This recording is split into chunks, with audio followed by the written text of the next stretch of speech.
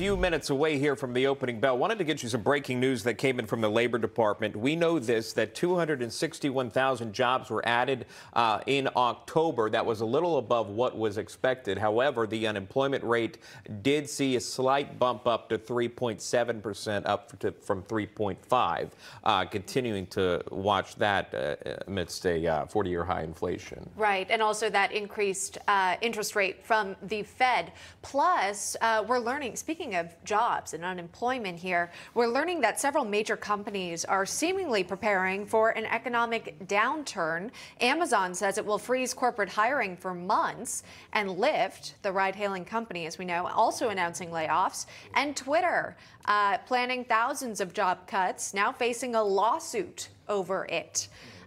So those are also some major tech companies that we're watching for. Remember, Microsoft as well, Peloton, all of these companies announcing either hiring freezes or even job cuts. Yeah, we'll see how that reacts here. Again, not out of the woods, and it doesn't look like even close at this time. We'll bring in Executive Vice President of the National Taxpayers Union, Brandon Arnold, joining us live here.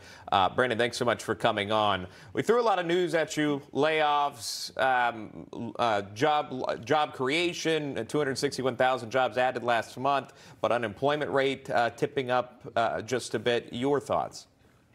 Yeah, I mean, the job market has been surprisingly resilient, especially when we see these anecdotes about companies, very large companies, either freezing hiring or even starting to scale back employment. So the question has been for economic observers, when is the shoe going to drop? We know there's signs in this economy of weakness. We've seen very aggressive action by the Fed, and we see huge tax increases about to take effect at the outset of next year. So we know eventually this job market is going to weaken substantially. It's somewhat surprising that it's been so resilient thus far.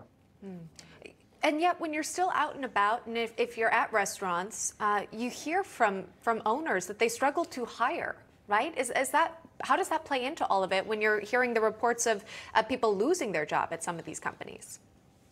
Yeah, well, one of the pieces of data that's missing from some of these reports is the labor participation rate. There are a lot of people that ever since the outset of the pandemic have left the workforce. They've stopped looking for jobs for whatever reason. We know that early on that was largely because we had these very generous government benefits that ramped up unemployment compensation, for instance, so people could afford to stay home. And some of them were afraid about the implications of COVID as well.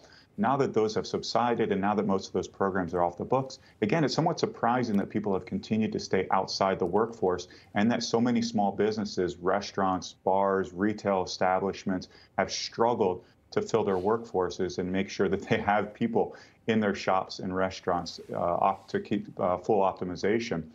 So it is somewhat surprising to see, but again, I think it's a question of when, not if.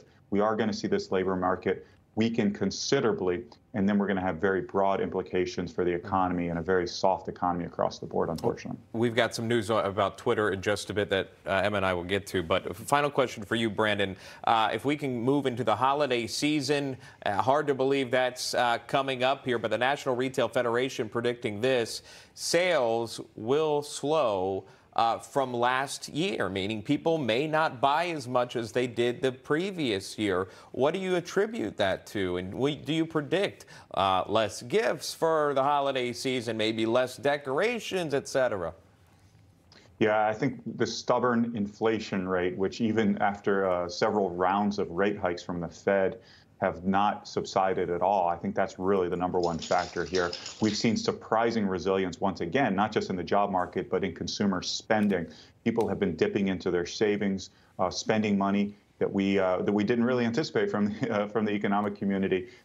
Spending has been strong. That is going to taper off both in the retail space and in larger purchases. We've already seen weakening in the housing market. The automobile market has started to weaken because of the interest rates.